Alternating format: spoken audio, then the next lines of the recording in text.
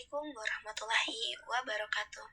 Halo teman-teman semua, perkenalkan nama saya Sahdia Maharani, Prodi Ekonomi Syariah dari IAIN Coro. Nah, pada video kali ini saya akan menjelaskan mengenai IKNB. Sebelumnya, pernah dengar gak apa sih yang dimaksud dengan istilah IKNB? Ya, industri keuangan non-bank. Nah, kalau selama ini kita tahunya soal bank yang bisa nabung dan ambil uang, ternyata lembaga keuangan itu lebih dari bank aja. Salah satunya adalah IKNB. Nah, di video kali ini kita akan kupas bareng-bareng apa sih yang dimaksud dengan IKNB. Bedanya sama bank apa? Siapa aja sih lembaga-lembaga di baliknya? Sampai jenis-jenis layanan yang mungkin tanpa sadar udah kita sering pakai, seperti asuransi, pinjaman online, dana pensiun, dan masih banyak lagi. Oke. Tenang aja, penjelasannya bakal santai dan gampang dimengerti. Jadi, siapin tempat duduk paling nyaman, dan yuk, kita mulai jelajahi dunia keuangan yang lebih seru dari yang kita kira. Atau industri keuangan non-bank merupakan lembaga yang menyelenggarakan aktivitas keuangan berupa penghimpunan dana dari masyarakat lalu disalurkan kembali untuk kegiatan investasi di perusahaan serta menerbitkan surat berharga. Lantas apa sih bedanya dengan bank? Oke, yuk kita simak. Perbedaan bank dan IKNB. Perbedaan bank dan IKNB, kalau bank itu menyediakan layanan perbankan lengkap seperti menerima simpanan, memberikan pinjaman, dan memfasilitasi pembayaran. Sedangkan kalau IKNB itu menawarkan layanan keuangan khusus seperti pembiayaan, asuransi, investasi, atau layanan lainnya yang tidak termasuk ke dalam perbankan tradisional. Oke, penjelasan selanjutnya itu mengenai lembaga fasilitator atau lembaga-lembaga yang berada di balik bank dan IKNB. Oke, yang pertama itu Bank Sentral. Bank Sentral di Indonesia itu adalah Bank Indonesia. Pengertian Bank Sentral itu lembaga yang mengatur sistem keuangan negara dan memastikan berfungsinya sistem tersebut dengan baik. Yang kedua itu OJK. Itu berfungsi untuk menjaga stabilitas keuangan serta melindungi konsumen di sektor perbankan, pasar modal, dan juga IKNB. Yang ketiga itu DSN atau Dewan Syariah Nasional. Nah, DSN ini adalah lembaga yang berfungsi untuk mengeluarkan fatwa dan pedoman dalam menerapkan prinsip-prinsip syariah di sektor ekonomi dan keuangan. Lembaga yang keempat itu lembaga fasilitator. Yang keempat itu DPS, Dewan Pengawas Syariah, yaitu lembaga yang bertugas mengawasi kepatuhan syariah dalam operasional lembaga syariah. Yang kelima itu Pengadilan Agama, yaitu lembaga yang memiliki wewenang untuk menangani perkara-perkara yang berkaitan dengan hukum Islam dan menyelesaikan sengketa ekonomi Islam. Dan yang terakhir itu Basyarnas atau Badan Arbitrase Nasional. Nah, ini adalah lembaga yang bertugas untuk menangani dan menyelesaikan sengketa ekonomi tapi di luar pengadilan agama. Oke, itu tadi ada 6 lembaga. Kita ulangi lagi ya. Yang pertama itu Bank Sentral, yang kedua itu OJK, yang ketiga itu DSN, yang keempat itu DPS, yang kelima itu Pengadilan Agama, dan yang terakhir itu Basyarnas, Badan Arbitrase Nasional. Oke, selanjutnya itu regulasi IKNB. Yang pertama itu Undang-Undang Nomor 4 Tahun 2023 tentang pengembangan dan penguatan sektor keuangan atau UU PPSK. Nah, Undang-Undang Nomor 4 Tahun 2023 itu mengatur strategi besar untuk memperkuat sektor keuangan nasional termasuk sektor IKNB. Undang-undang ini menekankan perlunya peningkatan integritas, efisiensi, dan juga daya saing lembaga keuangan, baik di bank maupun non-bank, seperti asuransi, penggadaian, dana pensiun, finansial teknologi, dan masih banyak lagi. Nah, undang-undang ini memperjelas peran OJK dalam mengawasi KNB, yaitu mendorong pengembangan industri keuangan non-bank syariah untuk memperluas inklusi keuangan syariah, seperti menyediakan layanan hukum untuk inovasi keuangan syariah seperti wakaf, produktif, takaful atau asuransi syariah, dan juga finansial teknologi syariah. Oke, regulasi yang kedua itu adalah Quran Surat An-Nisa ayat ke-29, yang artinya adalah, wahai orang-orang yang beriman, janganlah kamu saling memakan harta sesamamu dengan jalan yang batil, kecuali dengan jalan perniagaan yang berlaku atas dasar suka sama suka di antara kamu. Ayat ini menekankan larangan praktik keuangan yang merugikan pihak lain, seperti riba, penipuan, eksploitasi ekonomi, dan juga ayat ini menggarisbawahi prinsip muamalah yang adil dan saling ridho. Prinsip dalam ayat ini menjadi dasar hukum Islam dalam menyusun produk keuangan syariah dalam IKNB, seperti asuransi syariah yang berbasis tolong-menolong atau ta'awun, dan pembiayaan syariah yang bebas dari riba. IKNB syariah menjaga transaksi agar tidak mengandung unsur batil dan merugikan pihak manapun.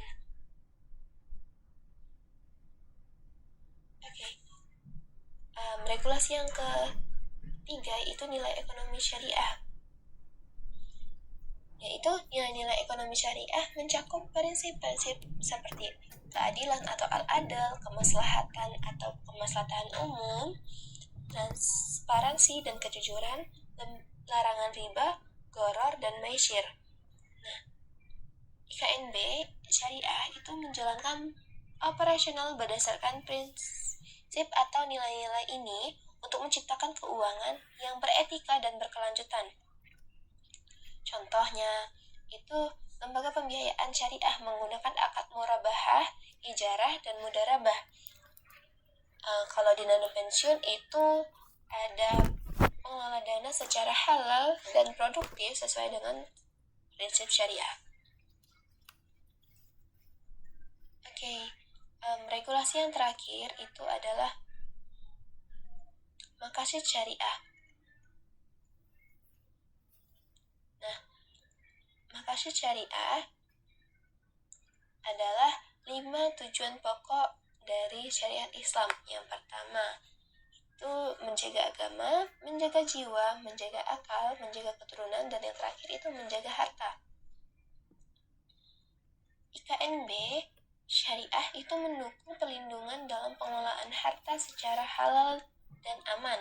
Contohnya itu asuransi jiwa syariah, yaitu mendukung penjagaan jiwa dan harta keluarga. Yang kedua itu pembiayaan pendidikan syariah, itu mendukung penjagaan akal atau ilmu.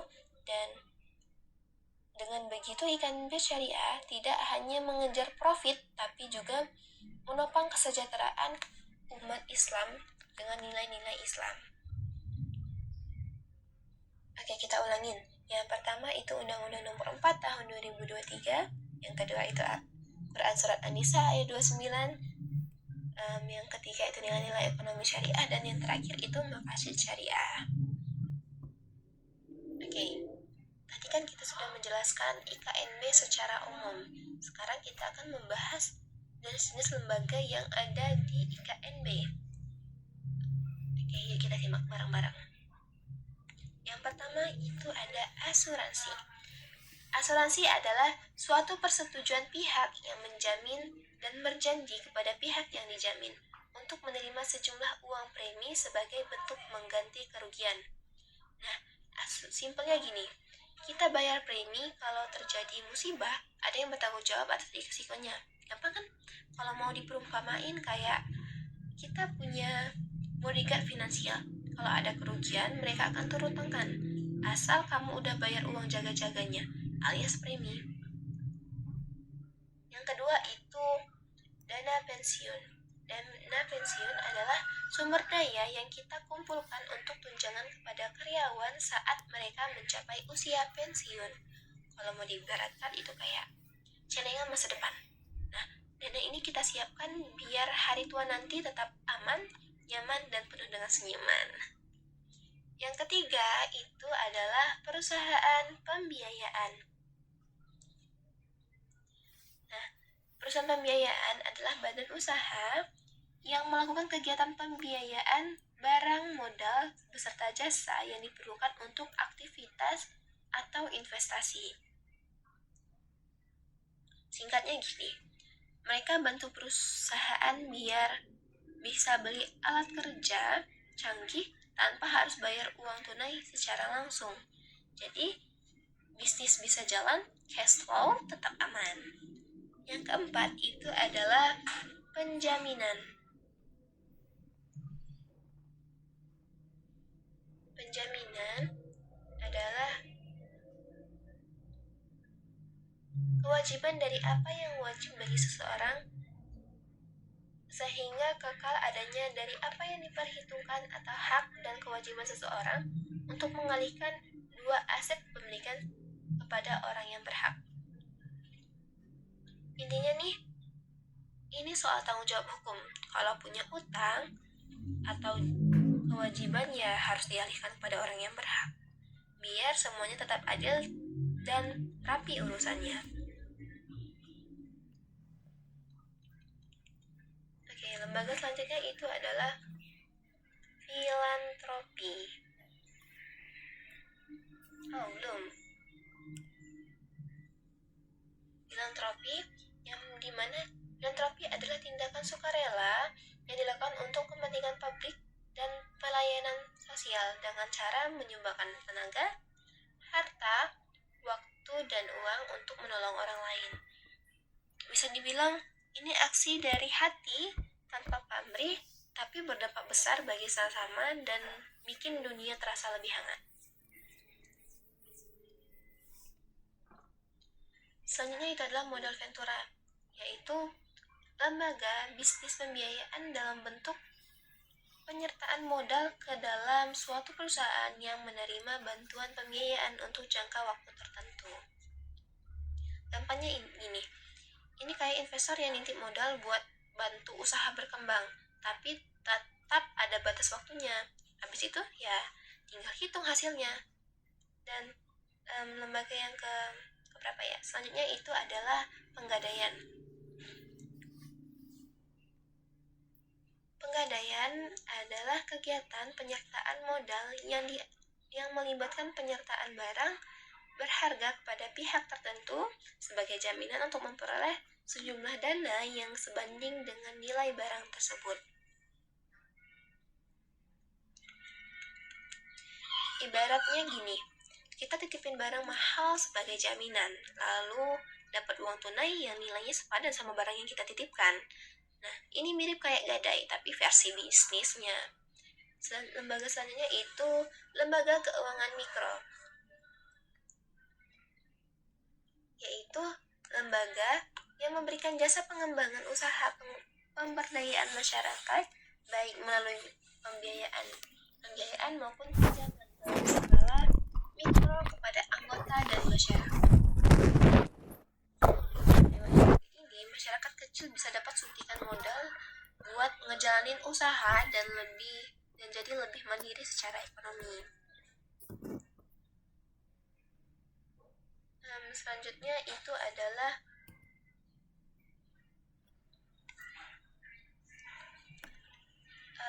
selanjutnya itu peer-to-peer lending. Oke, peer-to-peer lending adalah praktik pinjam meminjam dan pinjaman secara online melalui sebuah wadah yang disebut dengan platform. Yap, sekarang minjem uang nggak harus ribet ke bank, tapi cukup lewat aplikasi di handphone aja, cepat dan praktis. Nah, peer-to-peer ini sama kayak pinjaman online. Oke, lembaga yang terakhir itu reksadana dan obligasi. Kalau reksadana adalah kumpulan dana yang dikelola dan dipelihara oleh manajer investasi. Nah, simpelnya kayak jadi kamu cukup setor dana, duduk manis, dan biarkan manajer investasi yang kerja keras nyari cuan buat kamu.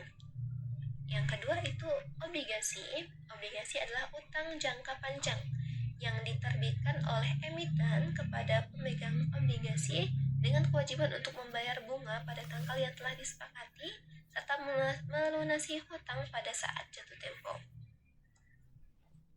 Kalau mau diibaratkan itu kayak kamu minjemin uang ke perusahaan atau negara, terus setiap periode dapat uang jajan berupa bunga, dan pas jatuh tempo duit kamu balik full. Oke, itu tadi adalah lembaga dari IKNB. Yang pertama tadi kita ulangi lagi ya. Yang pertama itu asuransi, yang kedua dana pensiun, perusahaan pembiayaan, penjaminan, filantropi, modal ventura, penggadaian, lembaga keuangan mikro, peer-to-peer lending, reksadana, dan juga obligasi.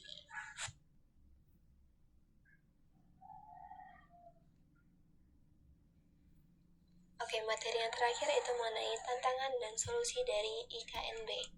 Oleh tantangan itu ada 4. Yang pertama, rendahnya literasi keuangan, tingkat kepercayaan publik yang fluktuatif, perkembangan teknologi yang cepat, dan juga risiko kredit dan likuiditas. Sedangkan solusinya adalah yang pertama itu peningkatan literasi dan edukasi keuangan, yang kedua penguatan regulasi dan pengawasan, inovasi produk dan digitalisasi, dan yang terakhir penerapan prinsip kehati-hatian dan juga transparansi. Nah, itu tadi penjelasan seru tentang IKNB, mulai dari pengertian, perbedaan dengan bank, sampai berbagai lembaga dan layanan yang ada di dalamnya. Ternyata dunia keuangan itu lebih luas banget ya, dan nggak melulu soal nabung di bank. Semoga penjelasan ini bikin kamu lebih paham, lebih sadar tentang pentingnya peran IKNB dalam kehidupan kita sehari-hari. Dan siapa tahu, bisa jadi ini inspirasi juga buat kamu yang mau terjun ke dunia keuangan. Terima kasih udah nonton sampai akhir. Jangan lupa, setiap ilmu yang kita pelajari hari ini adalah investasi terbaik untuk masa depan. Sampai jumpa di video selanjutnya. Tetap semangat dan terus belajar. Wassalamualaikum warahmatullahi wabarakatuh.